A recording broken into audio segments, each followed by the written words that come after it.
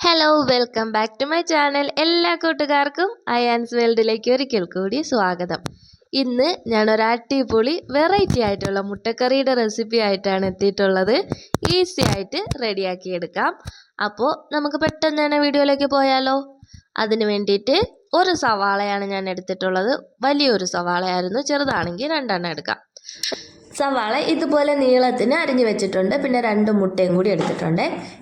ബാക്കി ഇൻഗ്രീഡിയൻസ് ഒക്കെ വഴിയെ പറയാം. ആദ്യം ഒരു പാൻ അടുപ്പത്ത് വയ്ക്കാം. പാൻ ചൂടായ ശേഷം അതിലേക്ക് ആവശ്യത്തിന് വെളിച്ചെണ്ണ ചേർത്ത് കൊടുക്കാം. ഞാനൊരു 2 സ്പൂണോളം ചേർത്ത് കൊടുത്തിട്ടുണ്ട്. വെളിച്ചെണ്ണ ചൂടായി വരുമ്പോൾ കടുക് ഇട്ട് കൊടുക്കാം. ഇനി സവാളയും കൂടി ചേർത്ത് കൊടുത്ത് നന്നായിട്ടൊന്ന് വഴറ്റിയെടുക്കണം. സവാള നന്നായിട്ടൊന്ന് വെന്ത് വരണം. സവാള നന്നായിട്ട് വെന്ത് വന്നാലേ കറിക്കൊരു പ്രത്യേക ഒരു ടേസ്റ്റ് ഉണ്ടാവുള്ളൂ. അപ്പം അതൊന്ന് ശ്രദ്ധിച്ചേക്കണേ. സാധാ നമ്മൾ മുട്ടക്കറിയൊക്കെ വേവാറില്ലല്ലോ. ഈ കറിക്ക് നന്നായിട്ട് സവാള വെന്ത് വരണം. അതുപോലെ തന്നെ തക്കാളി വേണമെങ്കിൽ നിങ്ങൾക്ക് ചേർക്കാം. ഞാൻ തക്കാളി ചേർക്കുന്നില്ല. തക്കാളി ചേർത്താലും കുഴപ്പമില്ല. ഇനി ആവശ്യത്തിന് ഉപ്പും കൂടി ചേർത്ത് കൊടുക്കണം. കുറച്ചൊന്ന് വഴണ്ടി വരുന്ന സമയത്ത് ചേർത്ത് കൊടുത്താൽ മതി. പിന്നെ ഇതിലേക്ക് തക്കാളിയും ചേർത്ത് കൊടുക്കാം. തക്കാളി ഞാൻ ചേർക്കുന്നില്ല. തക്കാളിയും കൂടെ ചേർത്ത് കൊടുത്താൽ ആ ഒരു ചെറിയൊരു പുളിപ്പും കൂടി കിട്ടും. ഞാൻ തക്കാളി ചേർത്തിട്ടില്ല. ഇനി ഉപ്പും കൂടി ചേർത്ത് കൊടുത്ത് സവാള ഒന്നും കൂടി നന്നായിട്ട് വഴറ്റി വേവിച്ചെടുക്കണം. കുറച്ച് നേരം ഒന്ന് അടച്ചു വെച്ചിട്ടും വേവിക്കാം. ഞാൻ അടച്ചു വെച്ചിട്ടും കൂടിയാണ് വേവിച്ചെടുത്തത്. പിന്നെ ഇതിലേക്ക് ചേർക്കാൻ വേണ്ടിയിട്ട് തേങ്ങാപ്പാലും കൂടി വേണം. തേങ്ങാപ്പാൽ ഈ ഒരു കറിയുടെ ടേസ്റ്റിനെ മറിക്കുന്നതുകൊണ്ട് അത് സ്കിപ്പ് ചെയ്യല്ലേ.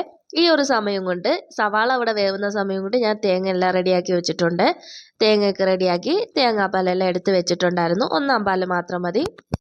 അതും അധികം ഒന്നും വേണ്ട. നല്ല കട്ടിപ്പാല് ഒരു 1/4 ഗ്ലാസ് അത്രയും മതിയാവും.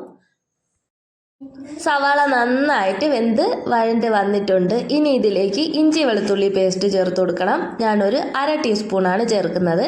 1/2 ടീസ്പൂൺ ഇഞ്ചി വെളുത്തുള്ളി പേസ്റ്റ് ചേർത്ത് കൊടുത്ത് അതിൻ്റെ പച്ചമണം മാറുന്നിടം വരെ നന്നായിട്ട് വീണ്ടും ഒന്ന് വഴറ്റിയെടുക്കണം. ഈ ഇഞ്ചി വെളുത്തുള്ളി പേസ്റ്റിൻ്റെ പച്ചമണം മാറിയതിന് ശേഷം മാത്രമേ ബാക്കി മസാലകളൊക്കെ ചേർക്കാൻ പാടുള്ളൂ. അല്ലെങ്കിൽ ആ ഒരു പച്ച ചൊവ ലാസ്റ്റ് കറിയിലുണ്ടാവും. അപ്പോൾ അതൊന്ന് ശ്രദ്ധിച്ചേക്കണേ. തേങ്ങാപ്പാലും കൂടെ ചേർക്കുന്നുകൊണ്ടാണ് ഞാൻ എടുത്ത് പറഞ്ഞത്.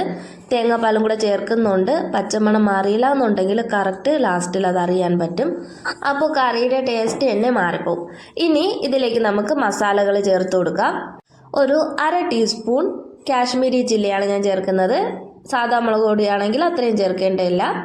1/4 ടീസ്പൂൺ മല്ലിപ്പൊടി, മുളക് പൊടിയുടെ നേരെ പകുതി മല്ലിപ്പൊടി ചേർത്താൽ മതി. ഇനി മഞ്ഞൾപ്പൊടി ലേശം ഒന്ന് ചേർത്താൽ മതി. ഇനി ഇതിലേക്ക് കുരുമുളക് പൊടിയും കൂടി ചേർക്കണേ. അതൊരു 1/4 ടീസ്പൂൺ ചേർത്തിട്ടുണ്ട്. ഇനി ഗരം മസാല, മുളക് പൊടിയും കുരുമുളക് പൊടിയും നിങ്ങളുടെ എരിവിനനുസരിച്ച് കൂട്ടുകയും കുറയ്ക്കുകയും ചെയ്യാം. ഇത്രയും ചേർത്ത് കൊടുത്ത ശേഷം ഇനി മസാലകളും കൂടി ഒന്ന് പച്ചമണം മാറുന്നത് വരെ ഒന്ന് വഴറ്റിയെടുക്കണം.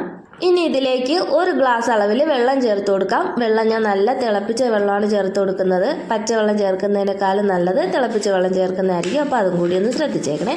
തിളപ്പിച്ച വെള്ളം കൂടി ഒന്ന് ചേർത്തെടുത്ത് നന്നായിട്ട് ഇനി ഒന്ന് തിളപ്പിച്ചെടുക്കണം.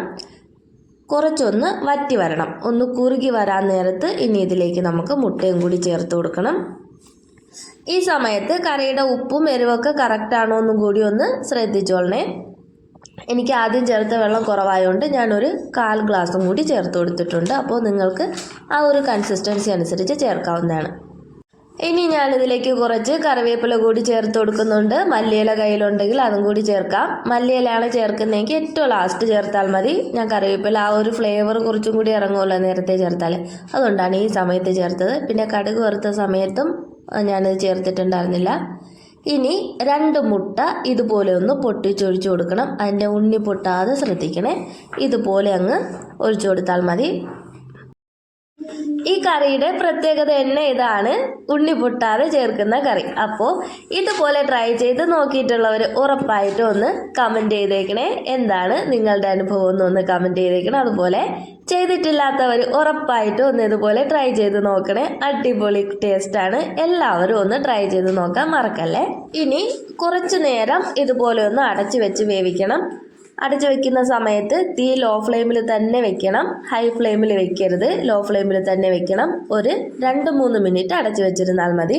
ലാസ്റ്റ് നമ്മൾ ആ കറി എടുക്കുന്ന സമയത്തും ആ മഞ്ഞക്കറി ഉണ്ണി പൊട്ടാതെ തന്നെ കിട്ടണം. അതിന് വേണ്ടിയിട്ടാണ് ഈ പൊട്ടാതെ ഇങ്ങ് വീത്തണമെന്ന് പറയുന്നത്. ആ സമയത്ത് നന്നായിട്ട് വെന്ത് നല്ല ഒരു പരുവത്തിന് തന്നെ കിട്ടും. അതുപോലെ ആ മുട്ട അതുപോലെ കിടക്കുമ്പോൾ കറി കഴിക്കാനും അടിപൊളി ടേസ്റ്റാണ്.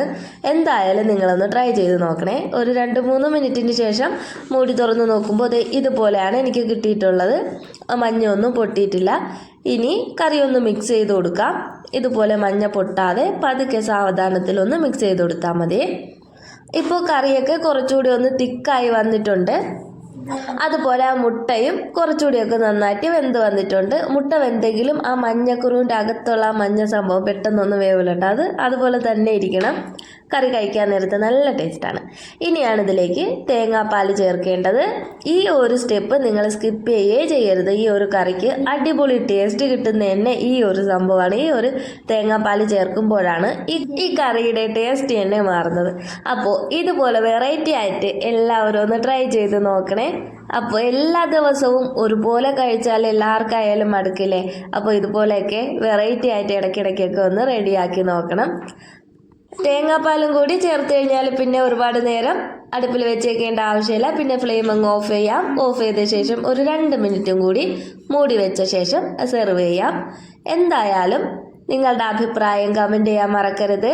വീഡിയോ ഇഷ്ടമായാൽ ലൈക്ക് ചെയ്യാൻ മറക്കരുത്. നിങ്ങൾക്ക് എൻ്റെ വീഡിയോ ഇഷ്ടമാണെങ്കിലും അല്ലെങ്കിലും അതൊന്ന് കമൻറ്റിലൂടെ പറഞ്ഞേക്കണേ. അതുപോലെ തന്നെ എൻ്റെ ചാനൽ ആദ്യമായിട്ട് കാണുന്ന കൂട്ടുകാരുണ്ടെങ്കിൽ ചാനൽ ഇഷ്ടമായാൽ ഉറപ്പായിട്ടൊന്ന് സബ്സ്ക്രൈബും കൂടി ചെയ്തേക്കണേ. തൊട്ടടുത്തുള്ള ബെല്ലൈക്കണും കൂടി ഒന്ന് പ്രസ് ചെയ്തേക്കണം. എന്നാൽ മാത്രമേ ഞാനിടുന്ന വീഡിയോസിൻ്റെ എല്ലാ നോട്ടിഫിക്കേഷൻ കറക്റ്റായിട്ട് നിങ്ങളിൽ എത്തുകയുള്ളൂ. ഇതിനു മുന്നേ ഒരുപാട് കുക്കിംഗ് വീഡിയോസും ഷോപ്പിംഗ് വീഡിയോസൊക്കെ ഞാൻ അപ്ലോഡ് ചെയ്തിട്ടുണ്ട്. അതൊക്കെ ഒന്ന് എടുത്ത് കണ്ട് സപ്പോർട്ട് ചെയ്യാനും മറക്കല്ലേ. ഇതിപ്പോൾ ഒരു 5 മിനിറ്റിന് ശേഷമുള്ള കാഴ്ചയാണ്. അടിപൊളിയായിട്ട് കിട്ടിയിട്ടുണ്ട്. നല്ല തിക്കായിട്ടുള്ള ഗ്രേവി കിട്ടിയിട്ടുണ്ട്. അപ്പോൾ ഈ ഒരു കൂട്ട് നിങ്ങൾ ചെയ്ത് നോക്കിയിട്ടുണ്ടെങ്കിൽ ഉറപ്പായിട്ടും ഒന്ന് കമൻറ്റ് ചെയ്തേക്കണേ. എൻ്റെ പഴയ വീഡിയോസ് കാണാനും മറക്കരുത്, സപ്പോർട്ട് ചെയ്യാനും മറക്കല്ലേ. അപ്പോൾ ഇന്നത്തെ വീഡിയോ ഇത്രയേ ഉള്ളൂ. എല്ലാവർക്കും നല്ലൊരു ദിവസം ആശംസിച്ചുകൊണ്ട് okay, bye bye. Bye Ayaan's world.